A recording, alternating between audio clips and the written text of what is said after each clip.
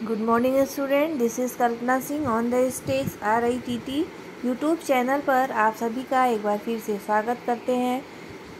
ठीक है, तो आप हमारे यूट्यूब चैनल को लाइक, शेयर और सब्सक्राइब करिए, साथ ही में बेल आइकन को भी प्रेस करिए।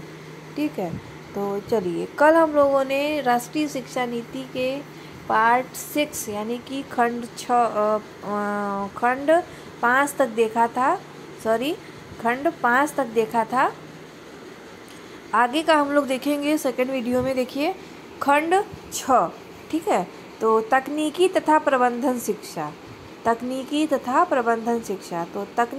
प्रबंधन शिक्षा के पुनर्गठन में 20वीं शताब्दी के अंत तक के अनुमानित परिस्थितियों, विशेषकर अर्थव्यवस्था, सामाजिक वातावरण, उत्पादन व प्रबंधन प्रक्रियाओं में होने वाले संभावित परिवर्तन की तीव्र गति से बढ़ोतरी तथा विज्ञान व तकनीकी की विराट उन्नति को ध्यान में रखना होगा, क्योंकि कंप्यूटर महत्वपूर्ण तथा स्वतंत्र व सर्वत्र उपयोगी साधन हो गए हैं। इसलिए कंप्यूटर का प्रारंभिक ज्ञान तथा उनके उपयोग का प्रशिक्षण प्रोफेशनल शिक्षा का एक अंग होना होगा और महिलाओं, आर्थिक व सामाजिक रूप से कमजोर वर्गों तथा विकलांगों के लाभ के लिए तकनीकी शिक्षा के उपयुक्त औपचारिक तथा अनौपचारिक कार्यक्रम बनाए जाएंगे।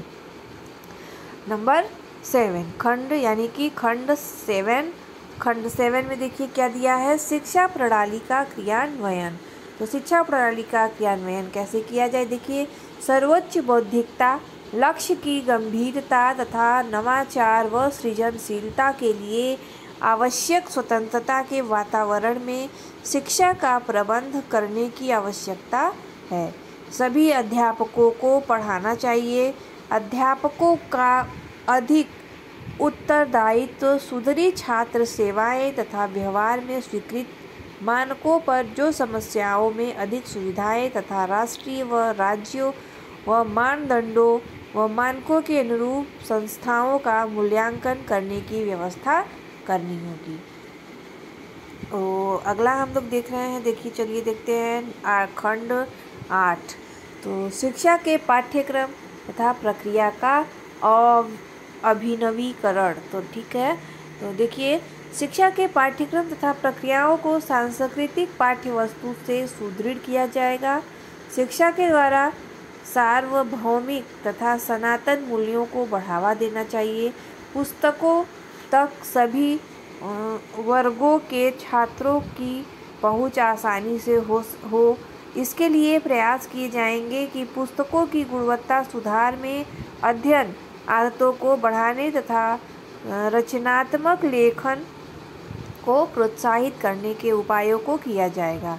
लेखकों के हितों में ध्यान रखा जाएगा। लेखन के हितों में ध्यान रखा जाएगा। सूचनाओं के प्रसारण, अध्यापकों के प्रशिक्षण, गुणवत्ता को बढ़ाने, कला एवं संस्कृति के प्रति जागरूकता बढ़ाने, मूल्यों का विकास करने में शैक्षिक तकनीकी का प्रयोग किया जाएगा। कार्य अनुभव, जिसे सभी स्तरों की शिक्षा का आवश्यक अंग माना जाता है, जो कि सुधार रूप से तैयार किए गए कार्यक्रमों के द्वारा प्रदान किया जाता है। गणित को सोचने, विचारने, विश्लेषण करने तथा तार्किक तालमेल के प्रशिक्षण का साधन समझना चाहिए। विज्ञान शिक्षा को इस तरह से सुदृढ़ करना होगा कि यह बालकों के जिज्ञासा, सृजनशीलता, वस्तुनिष्ठता जैसी योग्यताओं तथा मूल्यों को विकसित करे। खेल कूद तथा शारीरिक शिक्षा अधिगम प्रक्रिया के अभिन्न अंग होने चाहिए तथा इसके मूल्यांकन में शामिल किया जाना चाहिए। युवकों को शिक्षा संस्थाओं के माध्यम से राष्ट्रीय तथा सामाजिक विकास के कार्य में सम्मिलित होने के अवसर दिए जाने चाहिए। तो छात्रों को NSS, NCC जैसी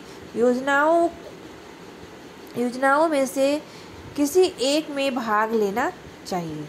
अब अगला देखते हैं हम खंड 9। ठीक है, तो यहाँ पे देखिए खंड 9 है हमारा अध्यापक।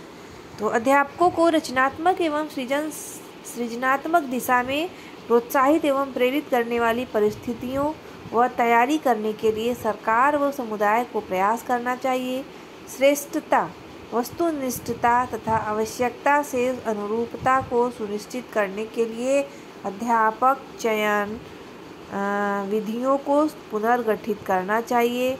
अध्यापकों को वेतन तथा सेवा शर्तें उनके सामाजिक तथा प्रोफेशनल उत्तरदायित्वों के अनुरूप तथा इन प्रोफेशन में प्रतिभाओं को आकर्षित करने योग्य होने चाहिए। संपूर्ण राष्ट्र में एक समान वेतन तथा सेवा शर्तों का प्रयास किया जाना चाहिए। प्रोफेशनल ईमानदारी तथा अध्यापक मर्यादाओं को बढ़ाने एवं प्रोफेशनल सदाचार रोकने में अध्यापक संघों को सार्थक भूमिका अदा करनी चाहिए।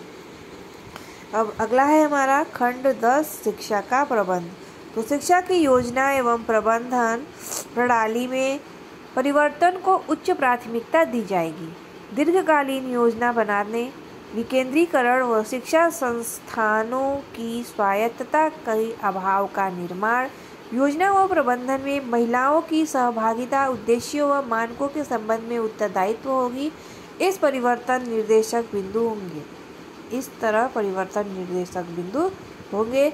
शिक्षा की उचित प्रबंध संरचना में अखिल भारतीय सेवा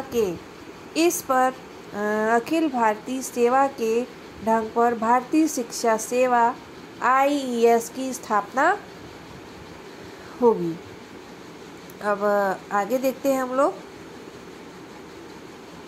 11 खंड 11 संसाधन तथा समीक्षा। दान, उपहार, शुल्क आदि की सहायता को संसाधनों को अधिकतम संभव बढ़ाया जाएगा।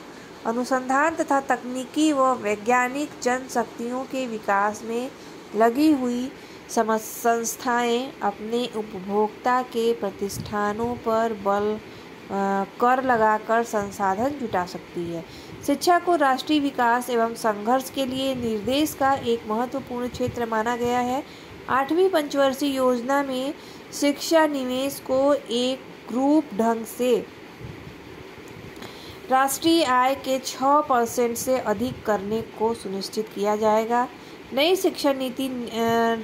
राष्ट्रीय शिक्षा नीति के विभिन्न प्रावधानों के क्रियान्वयन की प्रत्येक 5 वर्ष बाद समीक्षा की जानी चाहिए। क्रियान्वयन में हुई प्रगति तथा समय समय पर दृष्टिगोचर प्रकृति को जानने के लिए अल्प अंतराल पर मूल्यांकन भी किया जाएगा।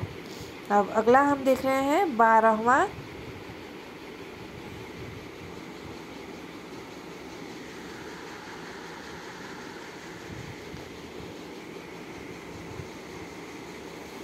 खंड 12। तो भावी स्वरूप।